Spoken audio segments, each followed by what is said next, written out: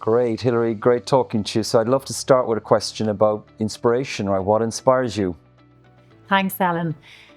There's actually so many things that inspire me. I suppose, look, the reason that we're sitting here today is to talk about autonomy, and that in itself is hugely inspiring. We're 4 years in. I actually kind of have to pinch myself that we are here. Tonight we're going to have a together evening with, a group, our fabulous team members from around Ireland. And the fact, I suppose, that we have succeeded in creating something really special is so inspiring to me. I suppose in life, there's loads of things like travel would have been something that would have been hugely inspiring. Seeing new people, new places, design, architecture, photography, and I suppose, look, we have busy lives at the back of what we do professionally. There's 4 teenagers all involved in sport. So that, community and building connection, and I suppose connecting with people is hugely inspiring. And that is probably, I suppose, part of the culture of autonomy as well. So, we have taken a lot of things, I suppose, that were inspirational to us in our previous lives and still are, and molded them maybe into a professional format, maybe through autonomy, perhaps. Makes sense. I'm actually going to pick up on one of the last points you made, because I think you've got a very distinctive culture at Autonomy, particularly for a startup that's so young. So maybe talk a little bit about the culture. Yeah. So we do have a really fantastic culture. And I suppose it's been interesting to see that culture evolve, right? Because this time last year, we had 100 team members. We now have 300. By this time next year, we'll have 500. So we would have started Autonomy as a very Cork-based business. And we now have team members all around Ireland. We're in 20 counties all around Ireland. We have team members right down the spine of Portugal, from Braga down to the very south of the Algarve. We have team members in Bulgaria, in the Philippines, and then in September we were joined by team members in Florida. So we have just become so diverse and so different. We have 18 different nationalities across the business. We were worried about how our culture would transition and scale as well. So a very kind of close-knit core culture, how would that actually transcend into bigger numbers and further locations? But it really has. It has managed to stick and to stay and even to improve. And I think the reason that has happened is that from the very outset, we placed huge importance on culture, right? So, a lot of times it's kind of hard to describe, or people don't really know what culture is. And I suppose in the past, it would have been very much linked to an office or a location, right? So it would have been, the facade of your building and the fabulous, inside that you had, or the lunch that was provided every day, or disco balls, or, any, activities and things like that. Whereas actually, because we're fully remote, we have, I suppose, culture comes from, I suppose, the energy actually that we get from working with each other, from maybe sharing a bit more about our lives. And there's an element as well in our culture that we invest in it on a day-to-day basis. So, for example, in Autonomy, we use a tech platform called WorkVivo, which is another fantastic Cork company and a great success. They were acquired by Zoom recently. But WorkVivo, I suppose, allows us to kind of share moments in our lives and snapshots of our lives, of our weekends with our colleagues. And if you think of all the diverse locations that we're in and the different communities that we're in, that's a real powerful driver of culture.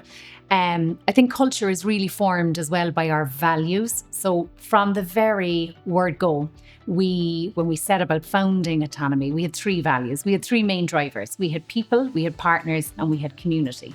And I suppose one of the phrases that really resonated with me was something that I heard Brian Chesky say. He was the co-founder of Airbnb, that the world should be a better place for the fact that your company exists, not a worse place. So Aidan and I spoke a lot about that and actually what exactly that meant. And it was quite kind of shocking at the time to consider a fully remote BPO, right? It had been tried in the past with the likes of Google and Stripe and Airbnb. And look, really, before the pandemic, remote working wasn't perceived as being, I suppose, productive or secure from an IT point of view. And then the pandemic changed all of that. In terms of culture and a remote working operating model, there are just so many naysayers out there. Everybody said from the very get-go, you won't be able to create it. But we have. Because we're intentional about culture.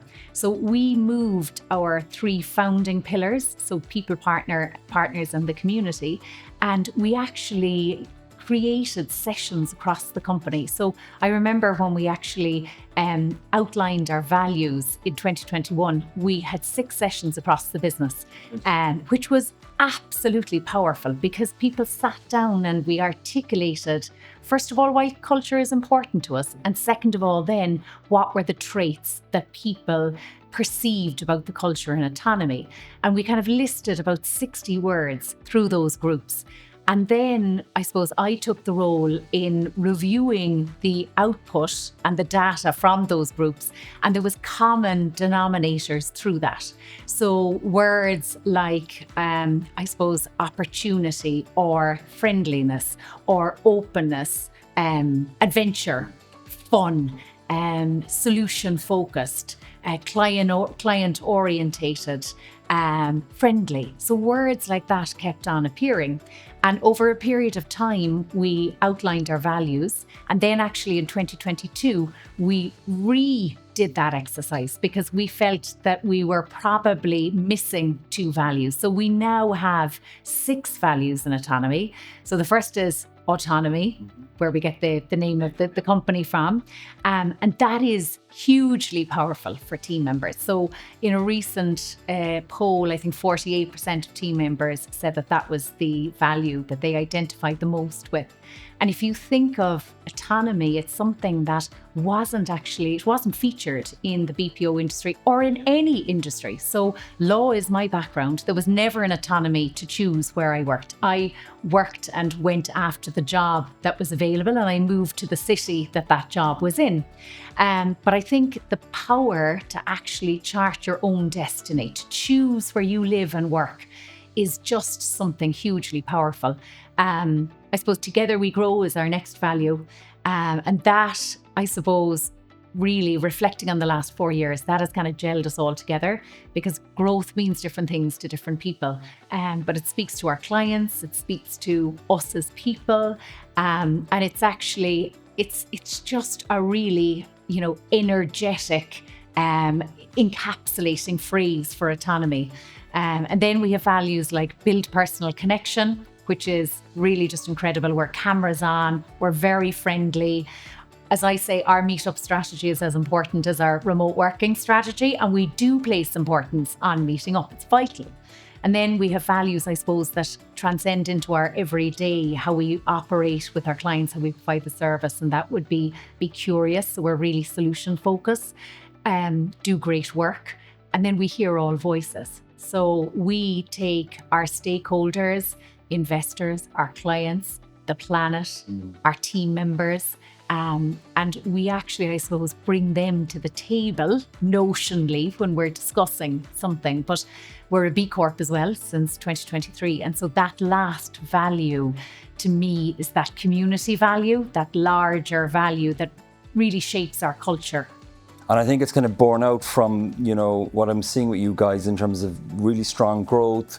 I know you've won some major international clients recently as well, but I also picking up that staff retention is actually much higher than would be the case in traditional BPOs, which again, I think plays a lot into this remote piece, but also the culture and the values. So maybe if you could talk a little bit to the remote point about the employees in particular, what are some of the advantages that they're benefiting from mixing the culture, but also this ability to work in different locations in their own, local village or town, and not necessarily in a big city. Yeah.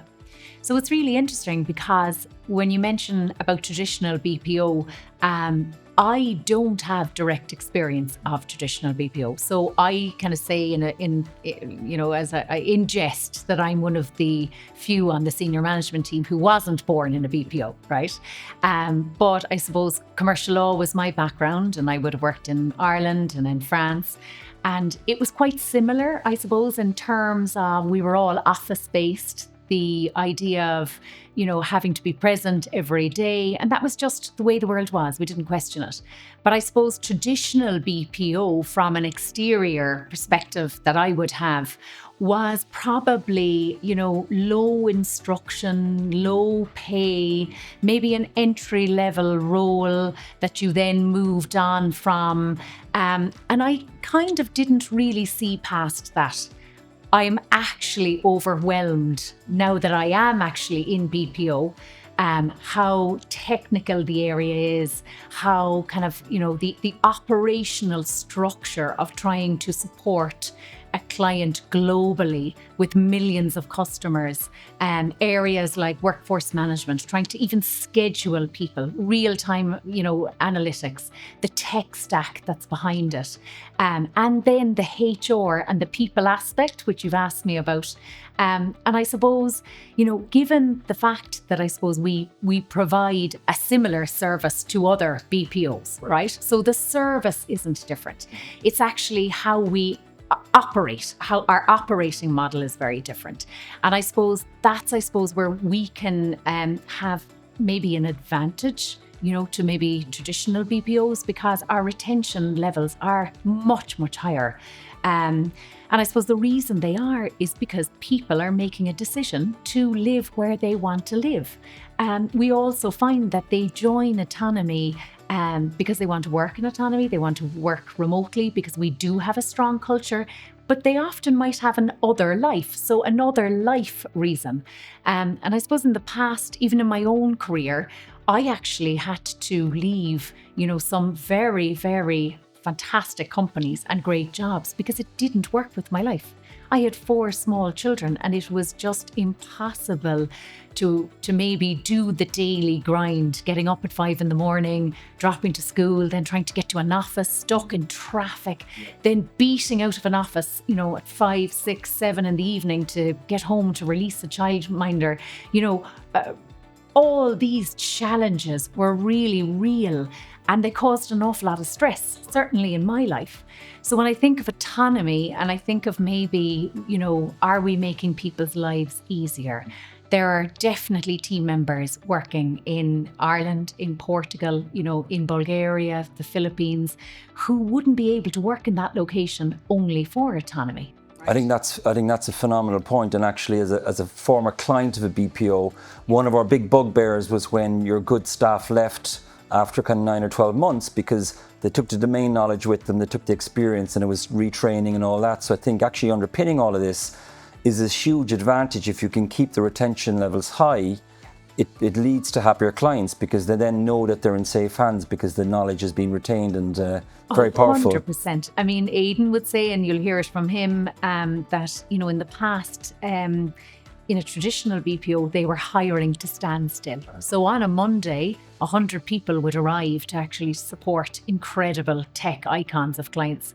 And on a Friday, a different group of 100 people would leave because their life wasn't working for them. It was just too hard.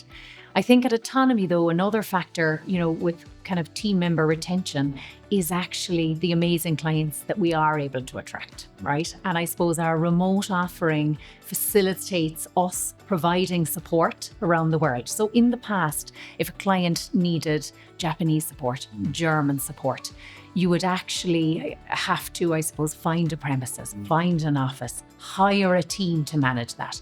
And so if you think of the lead-in times, that would actually intake, it was quite lengthy.